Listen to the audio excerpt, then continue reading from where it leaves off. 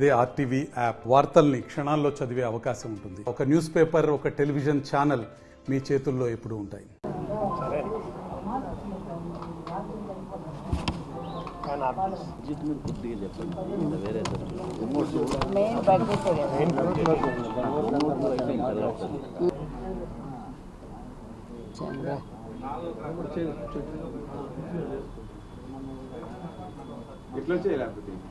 మూలు పడుతుంది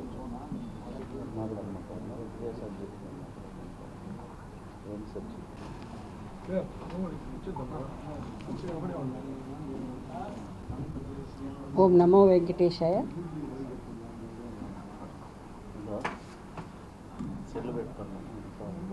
రాష్ట్రంలో శాసనసభ పక్ష సమావేశాలు జరుగుతున్నాయి. మరి ఈ శాసనసభ పక్ష సమావేశాలు ముఖ్యంగా ఒక విశిష్టతను చేజిక్కుంది. ఎందుకంటే ఇది ఎలక్షన్ ముందు వచ్చేటువంటి బడ్జెట్ సమావేశాలు ప్రత్యేకంగా నిర్వహిస్తున్నారు. బడ్జెట్ సమావేశాలు ప్రత్యేకంగా నిర్వహిస్తున్నప్పటికీ బడ్జెట్లో మాత్రము ఏమాత్రము ప్రత్యేకత కానీ పస కానీ లేనటువంటి ఈ రాష్ట్ర బడ్జెట్ మరి దేశంలోనే ఒక అంకెల గారడీగా ఆంధ్రప్రదేశ్ రాష్ట్ర ప్రజలు ఆంధ్రప్రదేశ్ రాష్ట్ర బడ్జెట్ను ఇది ఓన్లీ అంకెల గారడీ మాత్రమే. ప్రజలకు ఏ విధమైనటువంటి ఏ వర్గం వారికి కూడా మేలు చేసే విధంగా ఈ బడ్జెట్ లేదని ప్రజలందరూ కూడా ఈరోజు నిరాశతో ఉన్నారు. మనం చూసాం ఈ బడ్జెట్ కానీ ఏ బడ్జెట్ కానీ బడ్జెట్ వస్తుందంటే మనమంతా కూడా ఆశతో ఎదురు చూస్తుంటాం. మనకి ఏమేమి లబ్ధి చేకూరుతుంది ఈ బడ్జెట్ వల్ల, ఈ అంచనాల వల్ల, మరి ఏమేమి మరి రేట్లు కానీ అన్నిటి మీద కూడా మనకు ఒక రాబోయే కాలానికి ఒక అవగాహనతో ఆ బడ్జెట్ని అంచనా వేసుకొని మనం కూడా మన పర్సనల్ బడ్జెట్ను కూడా వేసుకోవడం జరుగుతుంది. అటువంటిది ఈ బడ్జెట్ చూసినటువంటి ప్రజలందరూ కూడా ఈరోజు ఇది మరి ఒక నిరాశ నిస్పృహలకు గురి చేస్తున్నది. ఎందుకంటే ఈ బడ్జెట్ వల్ల మరి మనము సంపాదన అనేది లేకుండా పోతుంది. అన్ని ధరలు కూడా పెరిగి మరి మన అంచనాలకు మించి ధరలు ఉన్నాయి. మన ఆదాయం అయితే తక్కువ ఉంది. మరి ఈ బడ్జెట్ ఏ విధంగా మనకు ఉపయోగపడుతుంది, ఏ విధంగా ప్రభుత్వం బడ్జెట్లో మనకు సహాయ సహకారాలు అందుతాయి అని ఎదురు చూసేటువంటి బడ్జెట్లో మరి ఏ విధమైనటువంటి ఆశాజనకంగా లేనటువంటి బడ్జెట్, పసలేనటువంటి బడ్జెట్. ఈ బడ్జెట్ చూసే మరి ప్రజలు కూడా ఈ ప్రభుత్వం మరి ఒక పసలేని ప్రభుత్వం, ఈ ప్రభుత్వం ఒక ఇప్పటికే ఫెయిల్యూర్ అయినటువంటి ప్రభుత్వం, మరి ఇలాంటి బడ్జెట్ కాక ఇంకా ఎలాంటి బడ్జెట్ వస్తుందని కూడా ప్రజలు తల కొట్టుకునేటువంటి పరిస్థితి. ఇది ఏమాత్రం కూడా మరి మన యొక్క పర్సనల్గా వ్యక్తి యొక్క ఆదాయాన్ని పెంచేటువంటి బడ్జెట్గా దీంట్లో ఏమీ కూడా ఆశాజనకంగా లేదు. ఏది చూసినా ఆంధ్రప్రదేశ్ రాష్ట్రాన్ని అప్పుల ఆంధ్రప్రదేశ్గా ఈ జగన్మోహన్ రెడ్డి పరిపాలనలో గత 5 సంవత్సరాల్లో కూడా అప్పుల ఆంధ్రప్రదేశ్గా తయారైపోయింది. కాబట్టి మరి ఏమాత్రం కూడా మనకు ప్రజలకు కూడా ఇది ఆశాజనకంగా లేదు. సంపదను సృష్టించేటువంటి బడ్జెట్ అయితే కనపడడం లేదు. మనం చూస్తున్నాం ఇప్పటికి కూడా మరి 5 సంవత్సరాల పరిపాలనలో కూడా అన్ని రేట్లు పెరిగిపోయాయి.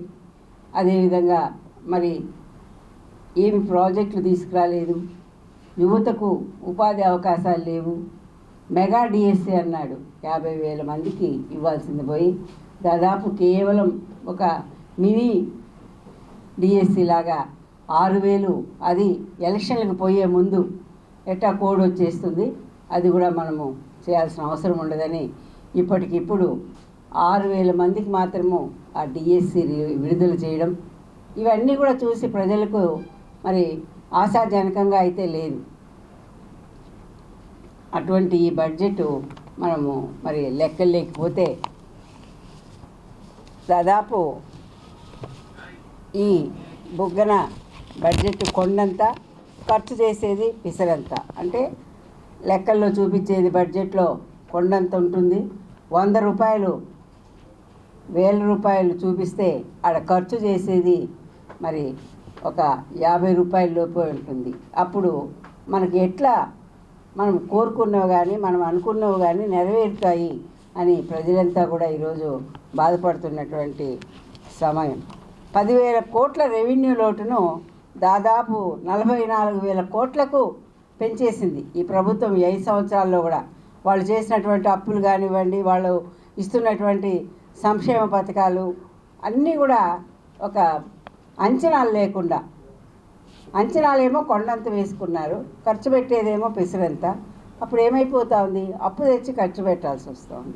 సో ఈ అప్పు తెచ్చి ఖర్చు పెట్టే దానివల్ల ఆంధ్రప్రదేశ్ రాష్ట్రం ఇప్పటికే మరి జగన్మోహన్ రెడ్డి ఒక అనుభవరాహిత్య పరిపాలనలో ఇప్పటికే అప్పుల ఆంధ్రప్రదేశ్గా కూడా, మన రాజధాని లేనటువంటి ఒక ఆంధ్రప్రదేశ్గా కూడా ఈ రాష్ట్రానికి ఒక చరిత్రను సృష్టించినటువంటి వ్యక్తి జగన్మోహన్ రెడ్డి.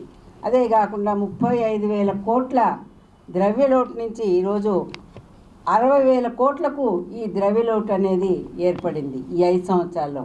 అంటే 5 సంవత్సరాలుగా కూడా ఏ ఒక్క సంవత్సరం కూడా ఇతని పరిపాలనలో బడ్జెట్లో మరి అందరికీ ఆమోదయోగ్యమైనటువంటి బడ్జెట్ అయితే మనం చూడలేము. మరి ఇది ఎలక్షన్స్ ముందు వచ్చే బడ్జెట్ కాబట్టి ఇది పూర్తి బడ్జెట్ కూడా ఇవ్వలేరు కాబట్టి ఆ విధంగా మరి ఇది మరీ ఈ బడ్జెట్ మరీ ప్రజల్ని నీరసపరిచేటువంటి ఒక పసలేని బడ్జెట్గా కూడా ప్రజలందరూ కూడా దీన్ని భావిస్తున్నారు.